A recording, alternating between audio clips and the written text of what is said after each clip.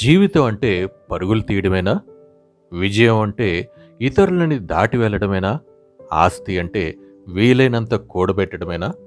కాదు అనేయడం తేలికే. కానీ చాలా మందిలో బలంగానో, నిద్రానంగానో ఇవే అభిప్రాయాలు ఉంటున్నాయి. వాటిని ఒప్పుకోకపోయినా సమాజం కోసమైనా పాటించాల్సిన పరిస్థితి. అందుకే ఓసారి మనం జపాన్లో జరుగుతున్న ఓ చిత్రమైన ట్రెండ్ గురించి వినాలి.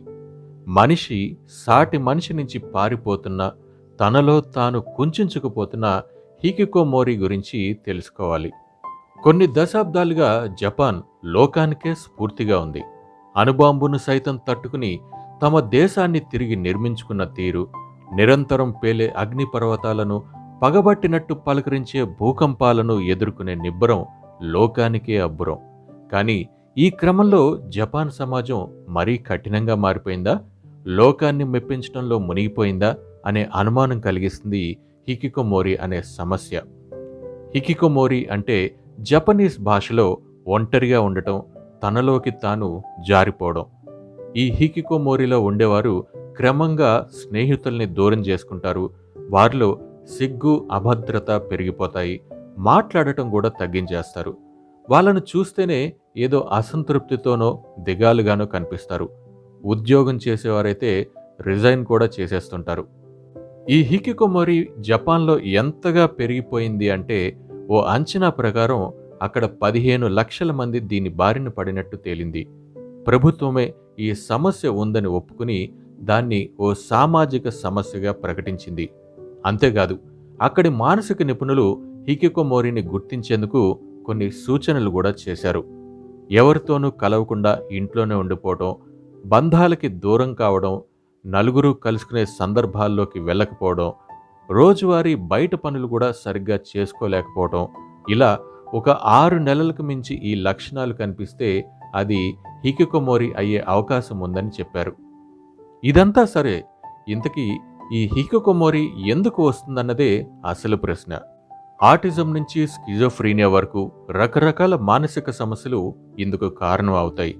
వాటిని ప్రత్యేకంగా మనం ఏమీ చేయలేకపోవచ్చు. కానీ మిగతా కారణాలే కలవరపెడుతున్నాయి. జపాన్లో విద్యకు విపరీతమైన ప్రాధాన్యత ఉంటుంది. జీవితంలో గెలిచేందుకు అదే ముఖ్యం అనే ధోరణి కనిపిస్తుంది. ప్రీ స్కూల్ నుంచే పిల్లల మీద బాగా చదువుకోవాలని, మంచి ర్యాంక్ తెచ్చుకోవాలని ఒత్తిడి ఉంటుంది. నిరంతరం ఇలా మంచి మార్కులు తెచ్చుకుంటూ ప్రతి ఎంట్రన్స్ పరీక్షలో పాస్ అవుతూ ఉంటేనే మెరుగైన ఉద్యోగం వస్తుందనే పరిస్థితులు అక్కడున్నాయి.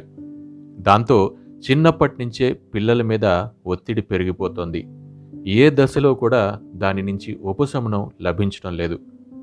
దానికి తోడు జపాన్లో ఓవర్ పేరెంటింగ్ పెరిగిపోతోంది అనే విశ్లేషణ ఉంది. అంటే బొమ్మరిల్లు తరహా పెంపకం అన్నమాట. పిల్లలు ఏం తినాలి, ఏం చేయాలి, ఆఖరికి ఏం ఆడుకోవాలో కూడా శాసిస్తూ, నిరంతరం వారినే గమనిస్తూ చేయి వదలకుండా ఉండే ఈ తరహా పెంపకం వల్ల పిల్లల్లో సొంత వ్యక్తిత్వం, సామాజిక నైపుణ్యాలు, నిర్ణయాలు తీసుకునే సామర్థ్యం తగ్గిపోతున్నాయంట. ఇంత చేసి ఉద్యోగంలో స్థిరపడిన తర్వాత అక్కడ కూడా పోటీ ఆగడం లేదు. పైగా అక్కడ యువత మీద కూడా చాలా ఒత్తిడి ఉంటుంది. ఎవరైతే మంచి ఉద్యోగం తెచ్చుకుంటారో, కెరీర్లో దూసుకుపోతారో వాళ్లే సమర్థులు, వాళ్లే విజేతలు అనే దృక్పథం స్పష్టంగా కనిపిస్తోంది. తను ఒక పర్ఫెక్ట్ వ్యక్తిని అని సమాజం ముందు నిరూపించుకునేందుకు తన వ్యక్తిగత ఆశయాలు, ఆశలు అన్నింటినీ పక్కన పెట్టి కుటుంబానికి, తనకు కూడా సమయం ఇవ్వకుండా, పక్కవారి గురించి పట్టించుకోకుండా పనిచేస్తూ ఉండాల్సిందే.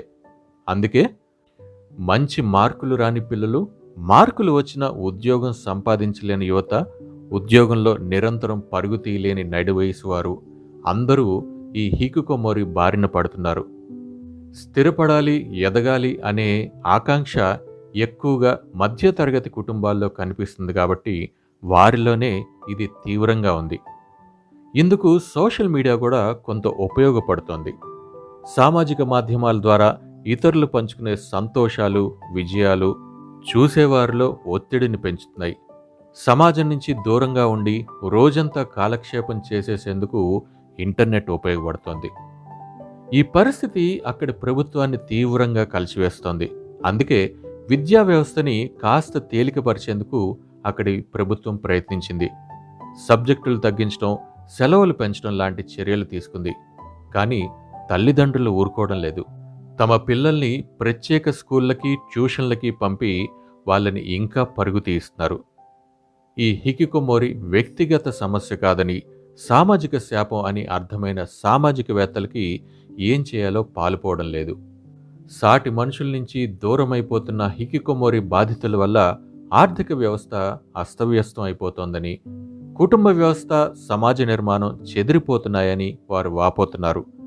రోజురోజుకి పెరిగిపోతున్న ఈ సమస్య గనక ఒక తరాన్ని ప్రభావితం చేస్తే చాలు, ఇక దేశ భవిష్యత్తు ఎలా ఉంటుందా అని భయపడుతున్నారు. అందుకే కుటుంబ సభ్యులలో ఈ హికికొమోరిని ముందుగానే గమనించే ప్రయత్నం చేయమని సూచిస్తున్నారు. మొదట్లోనే ఈ సమస్యను గుర్తించి ఆ వ్యక్తుల మీద ఒత్తిడి తగ్గించే ప్రయత్నం చేస్తూ, వ్యాయామం లాంటివి అలవాటు చేస్తూ, అవసరమైతే మానసిక నిపుణుల దగ్గరికి తీసుకువెళ్ళి థెరపీ ఇప్పిస్తే ఫలితం ఉంటుందని చెప్తున్నారు. కొన్నాళ్ల క్రితం కోవిడ్ గురించి మొట్టమొదటిగా వార్తల్ని విని అది ఎక్కడో ఉందిలే అని భరోసాగా ఉన్నాం. మన దాకా వచ్చేసాక కంగారు పడ్డాం, దాని నుంచి తప్పించుకునే ప్రయత్నం చేశాం. అది మన జీవితాల్ని అస్తవ్యస్తం చేసేసింది. ఈ హికికొమోరి కూడా అంతేనేమో. ప్రస్తుతానికైతే అది జపాన్లోనే ఉంది, కానీ అది క్రమంగా విస్తరిస్తోందనే వార్తలు వినిపిస్తున్నాయి. ఈ సామాజిక మహమ్మారి మన దాకా రాకముందే జాగ్రత్త పడదాం. ఏం చేయాలో, ఏం చేయకూడదో, దేనికి ఎంత విలువ ఇవ్వాలో కూడా జపాన్ అనుభవం ఎలాగో మనకు చెప్తోంది కదా.